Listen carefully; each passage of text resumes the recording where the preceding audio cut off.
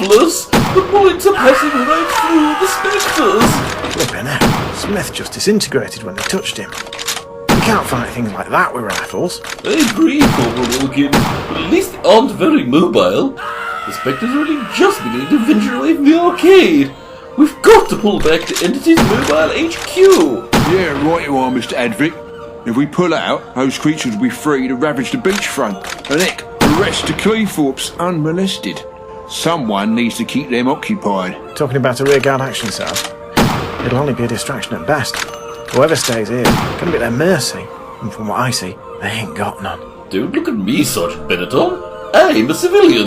I'm out of here as fast as my little legs can carry me. Wouldn't ask you to stay, Mr. Advick. The Brigade Leader's tasked me with locking this site down, and that's what I'm going to do. Corporal Wilkins, take the rest of the lads back to HQ and let the brig know what's what. Yes, Sarge, can do. Wish I didn't have to, but orders is orders.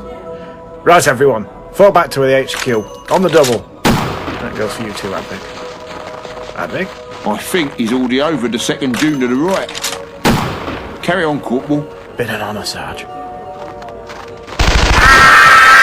Right, that got your attention, you horrible lot. You want to conquer the earth, invade Lincolnshire, and you've got to get past Sergeant Jacob Henry Benetton first. Fancy a burst from the Enfield? Fancy some more, do you? Plenty to go around.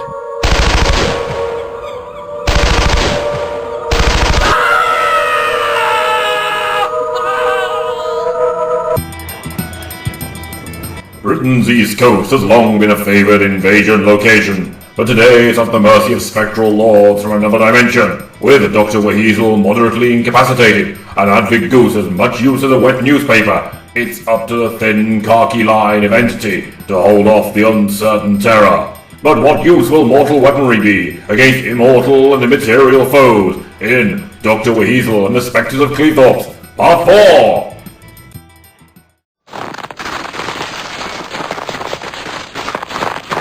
Doctor WHeasel. It's Benetton's unit and they're in full retreat. Corporal Wilkins, what the blue blazes is going on? Let the poor fella catch his breath, Brigade Leader. Sorry, sir.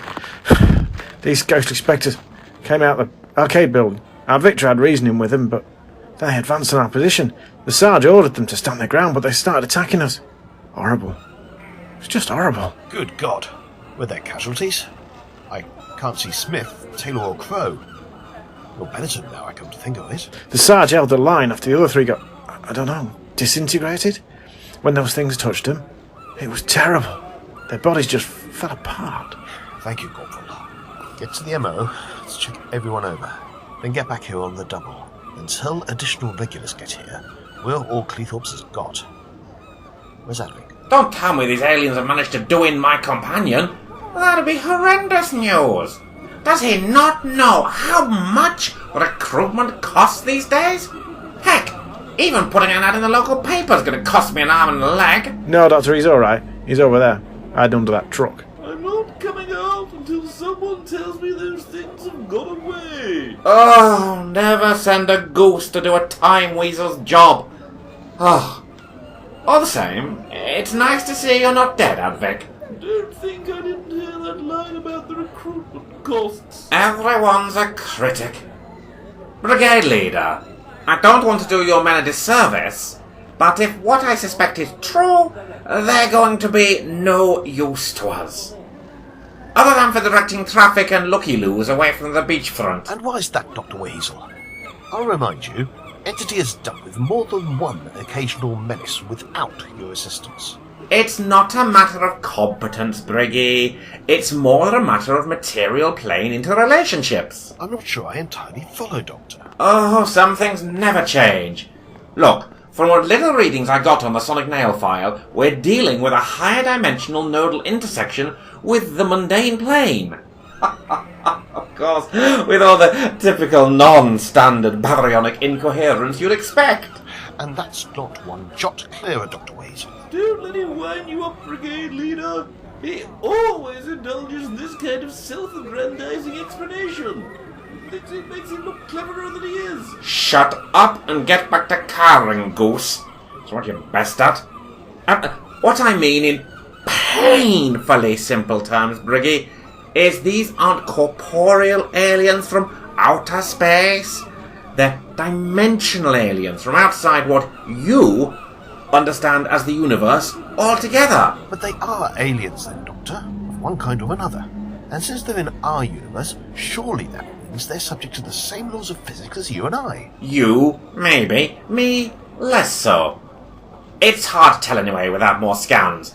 But from what Wilkins said about the effect of their touch, I suspect these spectres have enveloped themselves in bubbles of other dimensionalness. Keeps them detached from our universe's laws, while allowing some rather devastating impacts on any mundane matter they want to affect. So these ghost chaps are able to have their cake and eat it, eh? Well, not on my watch, Doctor. I'm going to put a call into the Ministry and request an airstrike. Ha! I'd see those things walk that off. You're not listening, Brigade Leader. While they're protected in their bubbles, you could hurl a couple of nukes at them, and it'd do as much damage as a large feather duster. Which leaves us with the crucial question, what can we do? We can't simply leave those Johnnies wandering around the country. They're a dash nuisance. Oh, true. Advick, come over here. Tell me, how many of these spectres did you see? 2, 3, maybe 4 initially. But while we were there, another 3 came out of the arcade, I'm sure. And I'm almost certain there were more lurking inside. Okay. So, when you were talking to them, did they happen to mention the purpose of their visit? I'm assuming it's not for legitimate tax avoidance reasons, or the like. Well, they did rather give the impression they were looking to invade the Earth. Oh, great. Brigade Leader, it looks like it's confirmed. They're going to be more than a dash nuisance. What do you mean, Doctor? It's why the dimensional rift took so long to stabilize, and it also explains why it bled off those mind-bending energies. These spectres, for want of a better word, have pushed more energy into creating and maintaining that rift than I'd care to casually calculate, because they have come from a long, long way away, dimensionally speaking. I'm sorry, Doctor? They didn't create a doorway for a few of them to come on a beach trip for a few kiss-me-quick hats and some fish and chips. It's a beachhead for an invasion of our entire dimension. By thunder. Thank you, Doctor, for that assessment. Now, before I go and change into a fresh service uniform, what is there that we can actually do? Well, if I had the WHeasel here, I could collapse their rift in short order.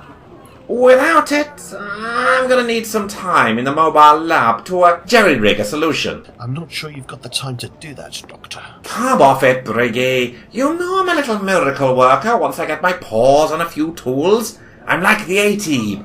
Lock me up in a garage or a shed, and I'll burst out to save the day. The A-Team? Way to use anachronistic reference, Doctor.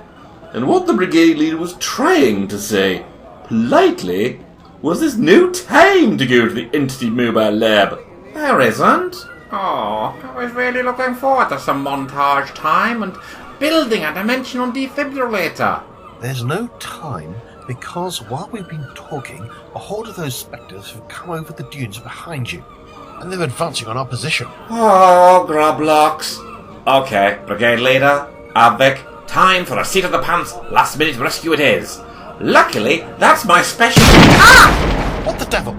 Are they using conventional weapons too? This getting shot nonsense is rapidly becoming a recurring and painful gag. Oh. It's only a leg wound this time, so stop moaning. Look, that figure in black over on the high street. He's got a gun. Wilkins, get as many men as you can and apprehend that fellow. Live preferably, but don't take any unnecessary risks. Sir, yes, sir. Come on, lads. Let's go capture the deadly assassin. Isn't that something of a tautology? I actually think that's something of pasta, so do try and focus, Advick. Wow. Help me up so I can hobble over and confront these ghastly things. Doctor WHeasel, you're in no fit state. I need to get the MO over to you pronto. That's sweet and all, Briggy. Yes, I'll be very interested to have a few choice words with our would-be WHeasel Terminator. But if I don't do something about the Spectres, the shooter will be the least of our worries. Ow! Careful! Don't put too much weight on it. What's so funny? People keep shooting you on the Earth, the beachhead, for a universal invasion. I don't see any humour there. I don't know, Advick. I just realised, standing on one leg, in front of these aliens, with an assassin off to the side, I could be Earth's last best hop for victory. Oh! Why did you drop me? I refuse to support anyone who can pun like that in the face of Armageddon. Wow. Hell of a time to take a pointless stand for decency, Advick. Unarmed and one leg, can Doctor WHeasel stand even the slimmest of chances against beings from another dimension? Is the Earth doomed, or does the Time Weasel have something up his sleeves? Assuming he's remembered to put anything useful into his loaned outfit's pockets. Or will the third shot be the charm for the assassin in black?